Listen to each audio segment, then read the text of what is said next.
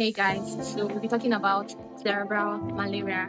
Cerebral malaria is a severe, life-threatening and neurological complication which is caused by a severe infection with the parasite Plasmodium falciparum.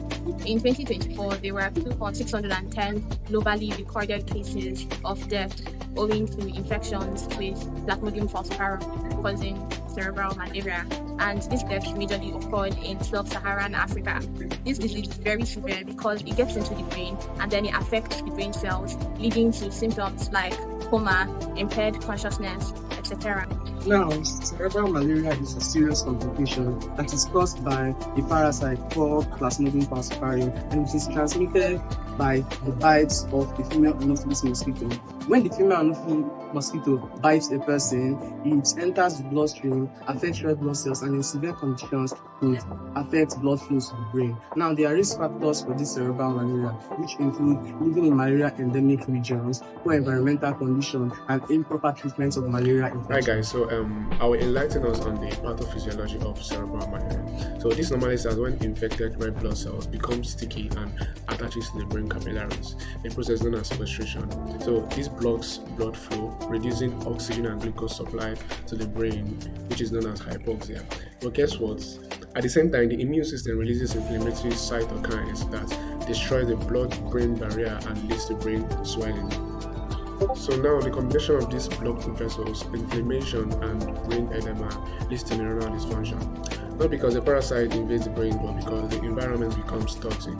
Clinically, this manifests as seizure, confusion, and coma. Now we're going to talk about the signs and symptoms of cerebral malaria. There are a lot of signs and symptoms we're going to talk about it. For the signs, we have abnormal retinal changes, coma or altered consciousness, neck stiffness, papilledema. Then for the symptoms, we have high fever with temperatures as high as greater than 40 degrees Celsius, headache, dizziness, blurred vision, and vomiting.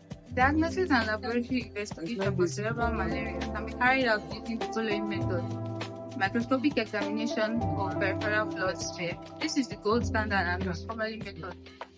Other methods include rapid diagnostic tests, neuroimaging involving MRI and CT scan, fundoscopic examination, and use of metabolic markers.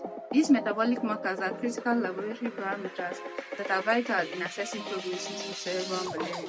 These metabolic markers include low blood glucose level, high serum lactate level, low hemoglobin levels, and elevated creatine and urine. I'll be taking you guys on the treatment and management of cerebral malaria. Number one, we have parental anti-malaria therapy, which involves the use of artesunate intravenously as first line drug. Then, in the absence of artesunate, IV infusion of glucose is administered. We'll be talking about the symptomatic management of health conditions that stimulate and trigger cerebral malaria. Number one, control of seizure. This can be done using drugs like lorazepam and diazepam.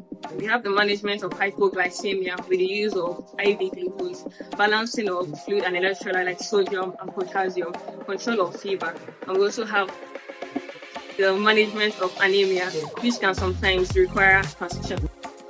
So lastly, we're going to talk about the control and preventive measures of cerebral malaria. And we're going to start by the most important method, preventing mosquito bites. It is the most important way to prevent this malaria.